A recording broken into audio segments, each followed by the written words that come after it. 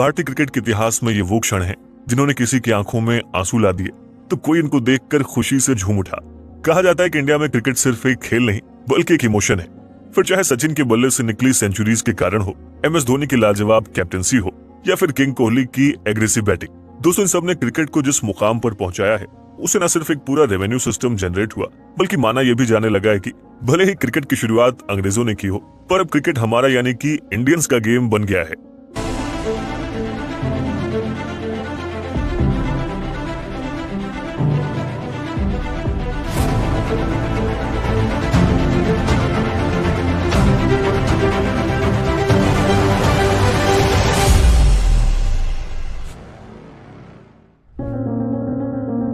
दोस्तों 1600s के दौरान इंग्लैंड से इन्वेंट हुआ स्पोर्ट क्रिकेट ब्रिटिशर्स के साथ ग्लोब के दूसरे हिस्सों में भी इंट्रोड्यूस हुआ, लेकिन ऐसा भी नहीं था कि कॉलोनाइजर्स ने उन कंट्रीज को अपने यहाँ पर ये गेम खेलने के लिए मजबूर किया हो। दरअसल जब उन कंट्रीज में ब्रिटिशर्स क्रिकेट खेलते थे तो इससे अट्रैक्ट होकर आसपास के लोगों ने भी लकड़ी और हैंडमेड बॉल से क्रिकेट खेलना शुरू कर दिया और कुछ ऐसे ही क्रिकेट ने इंडियंस को भी अट्रैक्ट किया।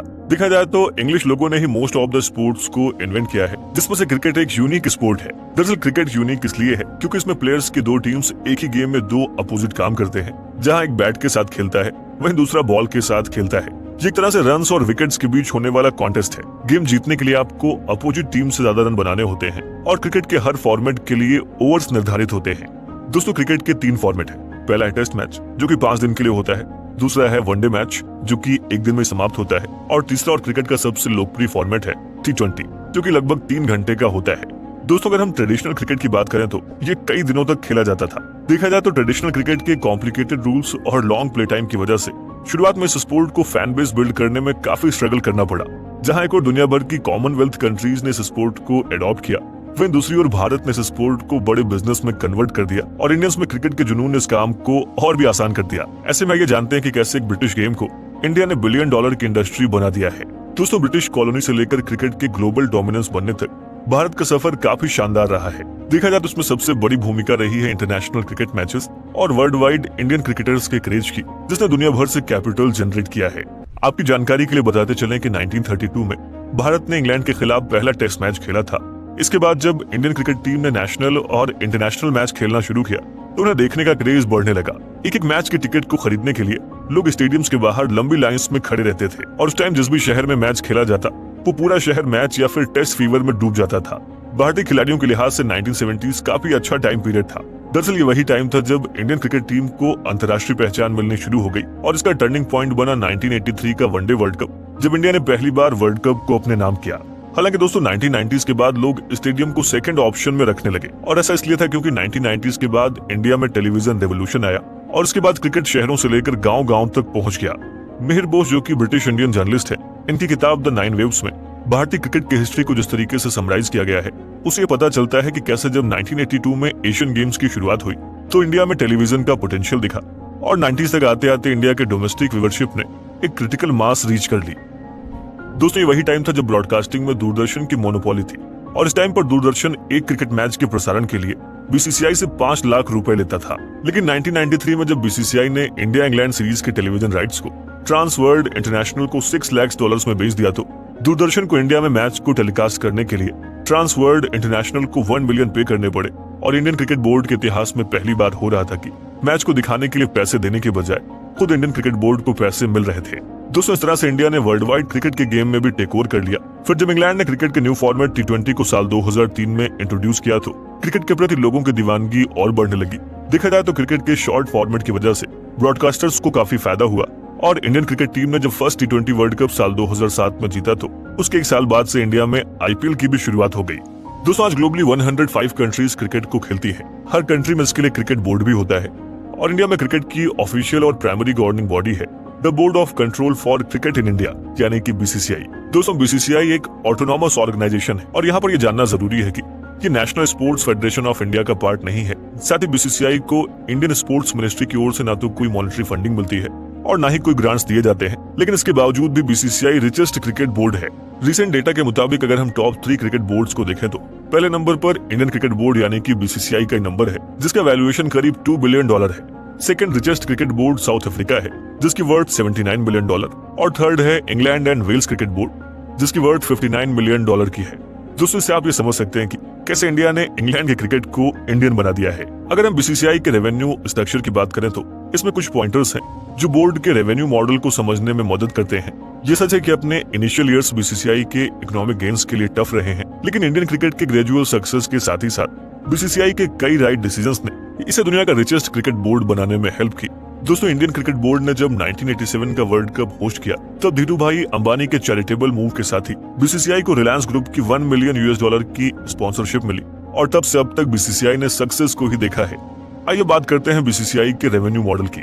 दोस्तों बीसीसीआई के मैसिव सोर्स ऑफ इनकम में से एक है ब्रॉडकास्टिंग मीडिया राइट्स। जिस भी मैच में इंडियन क्रिकेट टीम फीचर होती है, बोर्ड उन मैचेस के मीडिया ब्रॉडकास्टिंग राइट्स नेटवर्क्स को एक ह्यूज सम ऑफ मनी के बदले ग्रांट करती है, क्योंकि जिस भी क्रिकेट मैच में टीम इंडिया खेलती है उसमें एक लार्ज ऑडियंस अट्रैक्ट होती है और इसमें इंडियन क्रिकेट के बिग बॉयज का रोल हमेशा से बड़ा रहा है। और देखा जाए तो वर्ल्ड कप के दौरान मैन इन ब्लू का चार्म बहुत ही अलग होता है।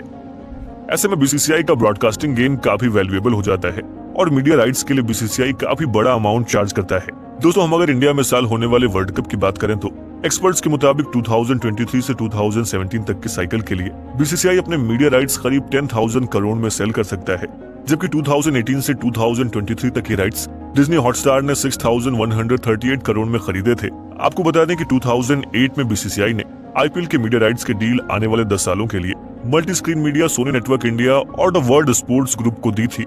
ये डील 8,200 करोड़ रुपीस की थी और अकेले इस डील से बीसीसीआई ने आने वाले 20 सालों तक हर साल 820 करोड़ के रेवेन्यू को जनरेट किया। दोस्तों हमने बीसीसीआई के रेवेन्यू मॉडल के एक मेजर पार्ट को समझ लिया। अगर हम इस रेवेन्यू मॉडल के सेकंड स्पॉट पर आए तो वो है टाइटल स्पॉन्सरशिप। भारत के बिगेस्ट क्रिकेट चैंपियनशिप टाइटल के साथ ही कोई भी कंपनी एडवर्टाइजमेंट का बिगेस्ट स्पॉट देखती है और बीसीसीआई के लिए रिसेंट ईयर्स में टाइटल स्पॉन्सरशिप का स्पॉट एक मैसिव सोर्स ऑफ इनकम बनकर सामने आया है। दरअसल हम ऐसा इसलिए कह रहे हैं क्योंकि इसमें स्पॉन्सर कंपनी को काफी एक्सपोजर मिलता है। ज्यादा एक्सपोजर यानी कि एडवर्टाइजमेंट का ज्यादा स्पेस, बिगर लोगो, इनहैंस्ड टाइम स्लॉट और ट्रॉफी एरिया में कंपनी का नाम और लोगो जैसे कई सारे बेनिफिट्स स्पॉन्सर कंपनीज को मिलते हैं। मौजूदा समय में अगले 4 सालों के लिए टाइटल स्पॉन्सरशिप के राइट्स 197 कम्युनिकेशंस को सोल्ड किए गए हैं और आपको बताते चलें कि ये वही कंपनी है जो पेटीएम को ओन करती है। दोस्तों कंपनी ने बीसीसीआई को इन एक्सक्लूसिव राइट्स के लिए करीब 203.28 करोड़ रुपए पे किए हैं। देखा जाए तो बीसीसीआई के रेवेन्यू मॉडल में ऑफिशियल टीम स्पॉन्सरशिप का भी एक ह्यूज कंट्रीब्यूशन है। आपको इंडियन नेशनल क्रिकेट टीम की जर्सी पर सहारा का लोगो तो जरूर याद होगा, जिसको इंटरनेशनल क्रिकेट स्टेज पर भारत के कई दिग्गज खिलाड़ियों ने पहना भी। जरा आप सोचिए कि इससे कंपनी को कितनी पब्लिसिटी और मार्केट बेनिफिट मिला होगा। दोस्तों इन्हीं बेनिफिट्स को देखते हुए कंपनीज टीम स्पॉन्सरशिप राइट्स के लिए बीसीसीआई को बड़ा अमाउंट पे करती हैं। दोस्तों सहारा इंडिया परिवार लंबे टाइम तक इंडियन क्रिकेट टीम का ऑफिशियल स्पॉन्सर था, लेकिन सहारा इंडिया परिवार के साथ जब साल 2013 में कॉन्ट्रैक्ट डिसॉल्व हुआ तो इसके बाद स्टार इंडिया 2014 से 17, फिर ओप्पो 2017 से 19 तक ऑफिशियल टीम स्पॉन्सर रहा। इसके बाद 2019 में बायजूस ने 1079 करोड़ में 2019 से 22 तक के लिए भारतीय क्रिकेट टीम की टीम स्पॉन्सरशिप ले ली। फिर इसके बाद जुलाई 2023 में ये टीम स्पॉन्सरशिप के राइट्स ड्रीम 11 ने 358 करोड़ में 2026 तक के राइट्स अपने नाम कर लिए हैं। साथ ही जो कंपनी टीम की ऑफिशियल किट स्पॉन्सर करती है वो भी जर्सी में अपने लोगों के प्लेसमेंट के लिए बीसीसीआई को एक मैसिव अमाउंट पे करती है। देखा जाए तो इंडियन नेशनल क्रिकेट टीम का पिछला स्पॉन्सर नाइक था और इस कंपनी ने अपने 5 ईयर की डील में हर साल बीसीसीआई को $12.13 मिलियन पे किए, यानी 5 सालों में करीब $60.6 मिलियन। दोस्तों 2020 में नाइक से कॉन्ट्रैक्ट खत्म हो गया था। हाल ही में एडिडास के साथ बीसीसीआई ने 5 इयर्स की डील की है, जिसकी फाइनेंशियल डिटेल्स अभी रिवील नहीं हुई है। देखा जाए तो इतने बड़े स्पॉन्सर्स और ब्रॉडकास्टिंग डील्स की वजह से ही आज बीसीसीआई दुनिया के 3 बड़े क्रिकेट बोर्ड्स में से एक है और millions of Indian cricket fans की ह्यूज व्यूवरशिप की वजह से बीसीसीआई कई मैचेस में मेजर शेयर को अर्न करती है। अगर बात 2019 और 20 के क्रिकेट की करें तो बीसीसीआई ने करीब 950 करोड़ का रेवेन्यू अर्न किया था। और दोस्तों इन सब के अलावा बीसीसीआई के एक और रेवेन्यू मॉडल यानी कि इंडियन प्रीमियर लीग की बात करें तो ये दुनिया का biggest domestic T20 cricket tournament है। IPL one of the most attendant, marketable और सबसे ज्यादा देखा जाने वाला स्पोर्ट इवेंट है। ऐसे में ये नेचुरल है कि बीसीसीआई क्रिएटेड आईपीएल ने मैसिव अमाउंट में रेवेन्यू जनरेट किया है। बीसीसीआई आईपीएल के जरिए कई तरह के रेवेन्यू को प्रोड्यूस करता है, जैसे कि पूरे इवेंट के दौरान अलग अलग तरह के एडवर्टाइजमेंट्स, स्टेडियम टिकट्स और फ्रेंचाइजीज की अर्निंग में से भी कुछ हिस्सा बीसीसीआई का होता है और ये सभी सोर्सेज बीसीसीआई के टोटल रेवेन्यू का एक मैसिव पिक्चर जनरेट करती हैं। दोस्तों अगर सिर्फ आईपीएल के मीडिया राइट्स की बात करें तो 2018 से 2022 तक के मीडिया राइट्स के लिए जहां हॉटस्टार ने 16,347 करोड़ बीसीसीआई को दिए थे, वहीं 2023 से 2017 तक के साइकिल के लिए वायकॉम 80 ने उसी मीडिया राइट्स के लिए बीसीसीआई को 23,705 करोड़ रुपए दिए हैं। यानी कि 5 सालों में ही इसी एक चीज से बीसीसीआई ने कितना प्रॉफिट कमाया है वो आप खुद ही देख सकते हैं। दोस्तों, भारत ने बीते कुछ सालों में क्रिकेट को पॉपुलराइज करने और उसे लग्जूरियस बनाने के लिए कई स्टेडियम भी बनवाए हैं जो न सिर्फ वर्ल्ड क्लास के हैं बल्कि उनमें मैच देखने के लिए भी लोगों की दीवानगी अलग ही होती है। इसके सबसे बेस्ट एग्जांपल के रूप में हम नरेंद्र मोदी स्टेडियम या फिर धर्मशाला के खूबसूरत वादियों में बने स्टेडियम को ले सकते हैं, जहां के टिकट सेल्स से भी बीसीसीआई करोड़ों का रेवेन्यू जनरेट करता है। ऐसे में आप ये समझ सकते हैं कि इंडिया में क्रिकेट का क्रेज कितना ज्यादा है। दोस्तों, इन सभी रेवेन्यू सोर्सेज को मिलाकर इंडियन क्रिकेट बोर्ड एक ह्यूज कैपिटल जनरेट करती है और आपको जानकर यह हैरानी होगी कि वर्ल्ड क्रिकेट का 80% इनकम इंडिया ही प्रोवाइड करता है। दोस्तों, इंडिया की पॉपुलेशन लगभग 1.4 बिलियन है और इसमें से 700 मिलियन लोग क्रिकेट को देखने वाले हैं। ऐसे में अगर हम world wide cricket fan base की बात करें तो ये 2.5 बिलियन के आंकड़े को पार कर जाता है। यानी दुनिया के टोटल फैन बेस का 27% इंडिया में मौजूद है और इंडिया में व्यूअरशिप ग्रो होने का पोटेंशियल मैसिव है। साथ ही दुनिया को भी ये समझ आ चुका है कि आने वाले सालों में इंडियन क्रिकेट मैसिव ग्रोथ को अचीव करने वाला है। हालांकि दोस्तों, आज क्रिकेट जितना ग्लैमरस हो गया है, पहले ऐसा नहीं था। इंग्लैंड के फर्स्ट पोस्ट इंडिपेंडेंस टूर के दौरान भारतीय क्रिकेट टीम के कप्तान विजय हजारे को उनके एक फैन ने जब लंच पर इनवाइट करना चाहा तो उन्होंने कहा कि आपके निमंत्रण के लिए धन्यवाद, लेकिन आप लंच की बजाय अगर कैश दे दें तो ये हमारे लिए ज्यादा बेहतर होगा। दोस्तों, आज ये सुनने में काफी अजीब लगता है, लेकिन उस टाइम की रियलिटी यही थी जो इंडियन क्रिकेट एंड प्लेयर्स की गरीबी को बयां करती है। देखा जाए तो 1960s में प्लेयर्स को 5 डे के टेस्ट मैच के लिए 2,500 रुपीज मिलते थे, जबकि recently ex Indian captain Kapil Dev ने सोशल मीडिया पर अपनी मैच फी की रिसिप्ट शेयर करते हुए बताया कि 1983 में ओडीआई मैचेस के लिए 1500 और 200 पर डे का डेली अलाउंस मिलता था। लेकिन जैसे जैसे इंडियन क्रिकेट ग्रो हुआ, बोर्ड की फाइनेंशियल कंडीशन एंड प्लेयर्स की परफॉर्मेंसेस अच्छी हुई, उनकी मैच फी, स्पॉन्सरशिप और इंडोर्समेंट्स ने उन्हें दुनिया के हाईएस्ट अर्निंग एथलीट्स की लिस्ट में शुमार करा दिया। Sachin Tendulkar, MS Dhoni, Yuvraj Singh, Rohit Sharma, Hardik Pandya, KL Rahul, Jasprit Bumrah, Surya Kumar Yadav and recently Virat Kohli Indian cricket team के वो खिलाड़ी हैं जो हाईएस्ट पेड इंडियन क्रिकेटर हैं।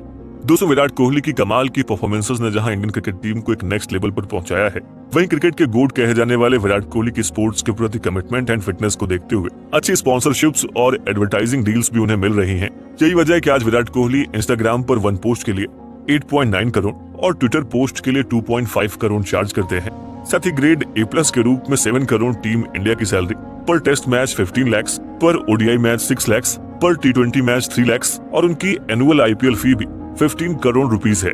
दोस्तों, कुल मिलाकर जैसे जैसे इंडिया में क्रिकेट पॉपुलर हुआ, प्लेयर्स ने अपनी कमिटमेंट्स के साथ international records and ICC events जीतकर देश का मान बढ़ाया है। वैसे ही इंडियन क्रिकेट ने सभी प्लेयर्स को नेशनल प्राइड के रूप में फेम एंड मनी को वापस लौटाया है। आज जहां इंडिया ने अपने प्रीमियर लीग्स और क्रिकेट की वजह से दुनिया में अलग पहचान बनाई है, दुनिया के सबसे लार्ज क्रिकेट बॉडी इंडिया में है, ऐसे में जरूरी है कि इंडिया के बाकी स्पोर्ट्स को भी एनकरेज किया जाए। दोस्तों, आज इंडिया में IPL के अलावा भी कई और स्पोर्ट्स लीग हैं, जैसे कि pro kabaddi, Indian super league, hockey India league, premier badminton league और महाराजा ट्रॉफी T20 के साथ ही लगभग 27 स्पोर्ट्स लीग हैं। ऐसे में जिस तरीके से इंडिया में क्रिकेट जैसे स्पोर्ट्स को इतनी पहचान मिली, आने वाले टाइम में यही पहचान बाकी स्पोर्ट्स और लीग्स को भी मिले, हम यही आशा करते हैं।